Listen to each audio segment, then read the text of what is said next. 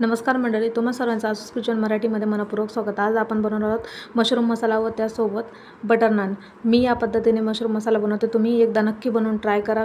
खूप छान आणि चमचमीत अशी मशरूम मसाल्याची भाजी तयार होते. एकदा नक्कीच या पद्धतीने तुम्ही मशरूम मसाला बनवून ट्राय करा.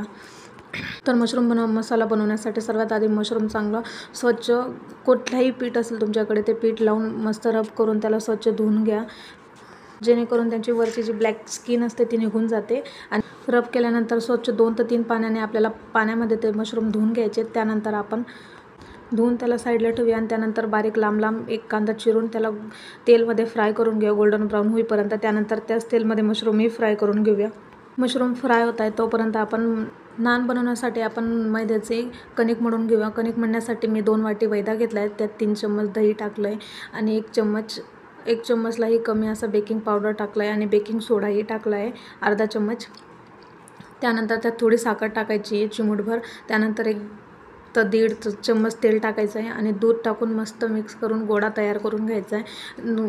कणिक मळताना लक्षात ठेवायचं, ना जास्त घट्ट ना जास्त पातळ, कारण की आपण बेकिंग पावडर आणि बेकिंग सोडाही घातला, त्यामुळे ते चांगलं फर्मेंट होतं आणि मस्त असं फुलून येतं ते पीठ. त्या कणिक मळून झाल्यानंतर त्याला मस्त फर्मेंट होण्यासाठी ठेवूया आपण बाजूला. त्याच्यावरती तुम्ही ओला रुमाल करूनही झाकू शकतात किंवा एखादं प्लेटनेही तुम्ही त्याला झाकू शकतात.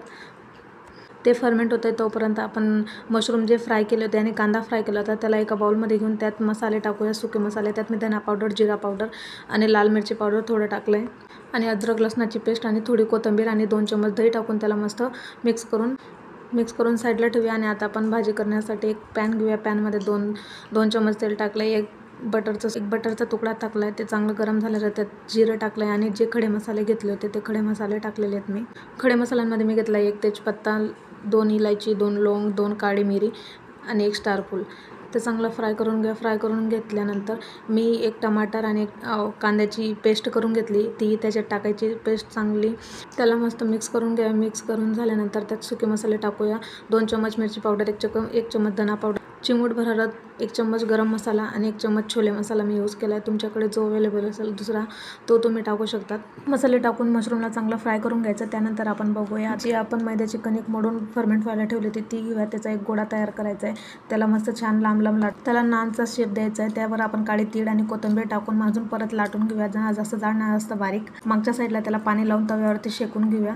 एक साईड तव्यावर शेकल्या गेल्यानंतर तवा उलटा करून किंवा गॅसवरती तुम्ही चिमट्याने पकडून ढाब्यावरती मिळते जशी म्हणा तसं जोपर्यंत दिसत नाही तोपर्यंत आपल्याला त्याला भाजून घ्यायचं आहे. भाजल्यानंतर त्यावर बटरचा एक गोळा टाकायचा आहे आणि नान गरम असताना त्याला पूर्ण हाताने स्प्रेड करून घ्यायचं आहे. बघू शकतात आपली बटर नान ढाबा स्टाईल किती चमचमीत आणि मऊ लुसलुशीत तयार झालेली.